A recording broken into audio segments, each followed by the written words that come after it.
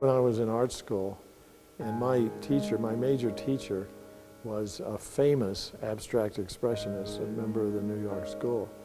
And when we'd have our critique sessions, we'd put our paintings up, and he would always say to me, that painting looks like a stage set.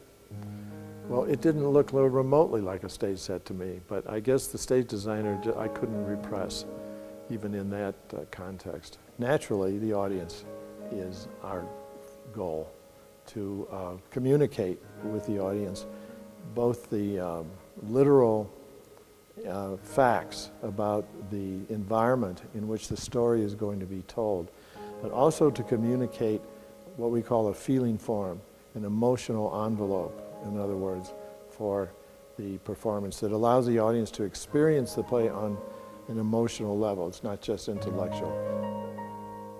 Recently, last year, we opened in Cincinnati with the Cincinnati Ballet, a very large and very elaborate production of the Nutcracker, the new one.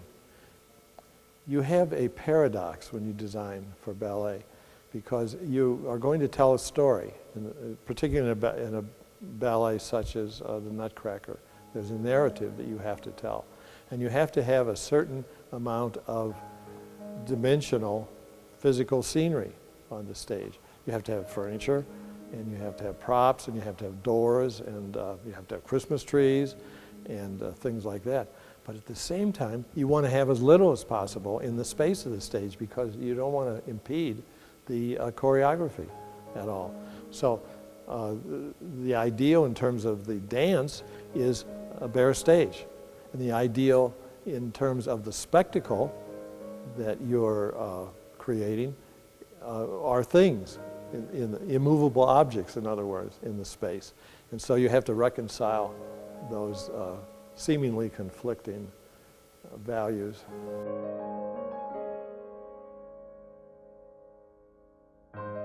Scenery, like the theater itself, is temporal. It's here one day, and then the performance is gone.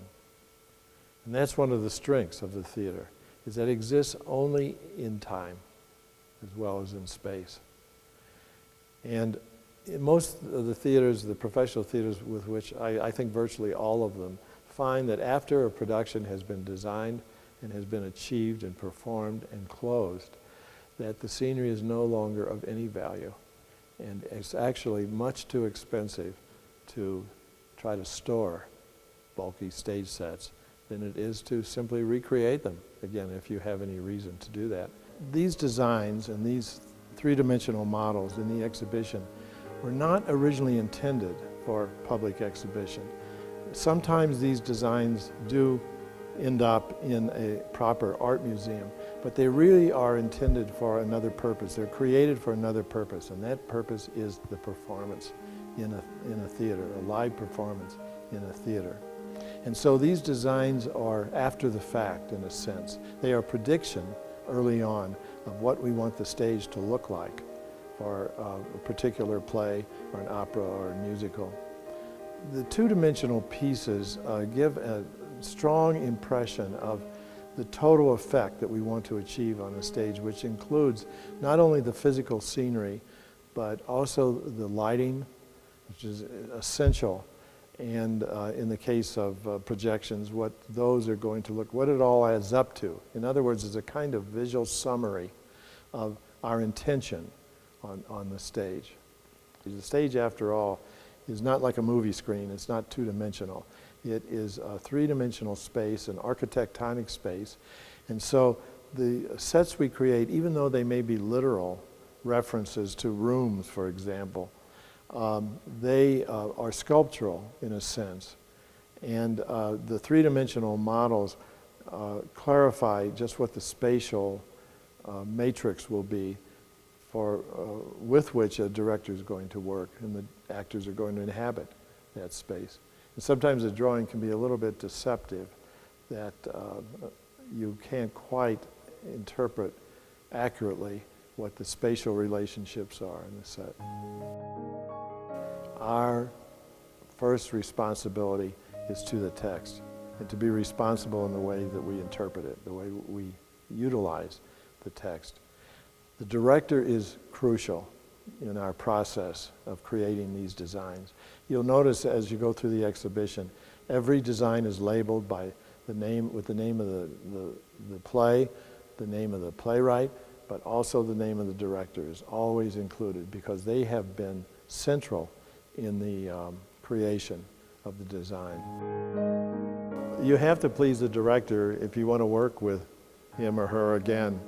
And directors in my long career are actually the only people who have made very much difference in my career, because it's the director who decides not what is to be designed, but who is to design it. Because when a director is engaged on a production, the first question they're asked is, who do you want to design it? And so I've worked with 6 or 7 directors over the years with whom I've gotten on very well, and apparently I've satisfied their requirements for staging the show. The young designers need to keep in mind that directors become producers and they become artistic directors. So ultimately they control what's happening in any given professional theater. And if you make a good impression and you satisfy their requirements, then your future is going to be a much happier one.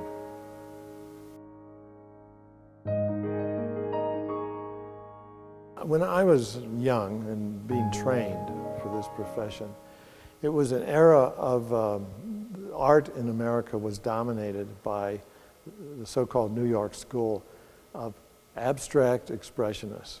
And the abstract expressionist painters painted their feelings. That's my understanding of what their motive was.